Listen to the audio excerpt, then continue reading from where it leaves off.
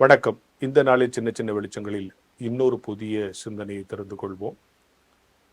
தமிழ் இலக்கியங்கள் அல்லது தமிழ் மரபே ஒழுக்கத்தை உயர்த்தி பிடிக்கிற ஒரு மரபு. ஒழுக்கம்தான் உலகத்தில் உயர்ந்தது என்றும், இன்னும் சொல்ல போனால் ஒழுக்கத்தை உயிருக்கு நிகராக பேசிய இலக்கியங்கள் தமிழிலே உண்டு. ஒழுக்கம்தான் முக்கியம். ஒழுக்கம்னா என்ன? அதுக்கு பல்வேறு விளக்கங்கள் சொல்லப்படுகிறது. ஒழுக்கம்ங்கிறது எங்கிருந்து தொடங்கும்? செல்ஃப் டிசிப்ளின், சுய ஒழுக்கத்திலிருந்து தொடங்கும்.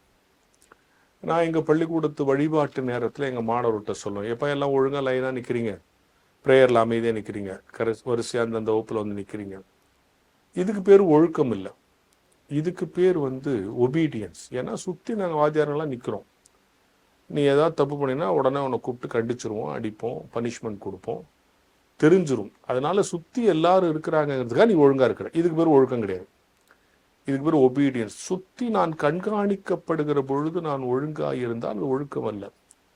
யாருமே என்னை கண்காணிக்காத போது நான் ஒழுங்காக இருந்தால் அதுக்கு பேர் தான் ஒழுக்கம். அப்போ ஒழுக்கத்தினுடைய துவக்கம் என்பது செல்ஃப் டிசிப்ளின், சுய ஒழுக்கம் இருக்க வேண்டும். அது முக்கியம். ஆனால் ஒழுக்கத்துக்கு என்னென்னவோ டெஃபினிஷன்லாம் சொன்னாங்க. பெரியார் ஒரு ரொம்ப எளிமையாக ஒரு விளக்கத்தை சொன்னார். அடுத்தவன் உன்னை எப்படி நடத்தும்னு நீ விரும்புறியோ அது மாதிரி நீ அடுத்தவன் நடத்து, அதான் ஒழுக்கம். ரொம்ப சிம்பிளாக இருக்குல்ல. அடுத்தவன் உன்னை எப்படி நடத்தணும்னு விரும்புறியோ அது மாதிரி நீ அடுத்தவனை நடத்து, அதுக்கு பேர் தான் ஒழுக்கம்னு சொன்னார். ஒழுக்கத்துக்கு இதுக்கு மேலே ஒரு வரை விளக்கணும் சொல்ல முடியாது. இன்னொரு ஆச்சரியம் என்ன தெரியுமா? இது பெரியார் சொன்னாரா? இதே பொருள்ல ஒரு வசனம் பைபிளில் இருக்கு. அதுதான் இன்னும் எனக்கு ஆச்சரியமா இருக்கும். இதை படிச்சுட்டு அவர் சொன்னாரா இல்லை அவர் சொன்னது மாதிரியே இங்கே இருக்கா எனக்கு தெரியாது.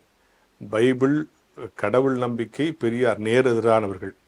நான் ஒழுக்கம் என்று வருகிற பொழுது பெரியார் சொன்னது, அடுத்தவன் உன்னை எப்படி நடத்தணும்னு விரும்புறியோ அது மாதிரி நீ அடுத்தவனை நடத்தும்.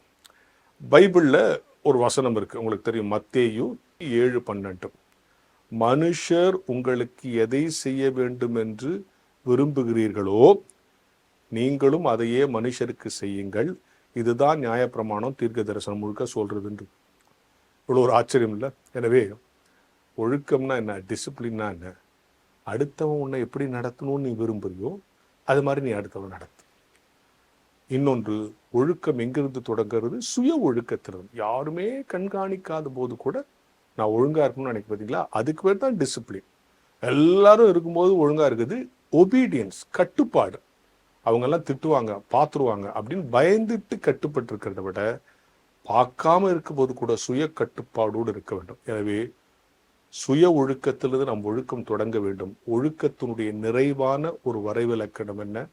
சக மனிதன் உன்னை எப்படி மதிக்க வேண்டும், எப்படி நடத்த வேண்டும் என்று நீ ஆசைப்படுகிறாயோ அப்படியே நீ அவனை நடத்த வேண்டும் என்கிற ஞான வெளிச்சத்தோடு இந்த நாளை தொடங்குவோம்.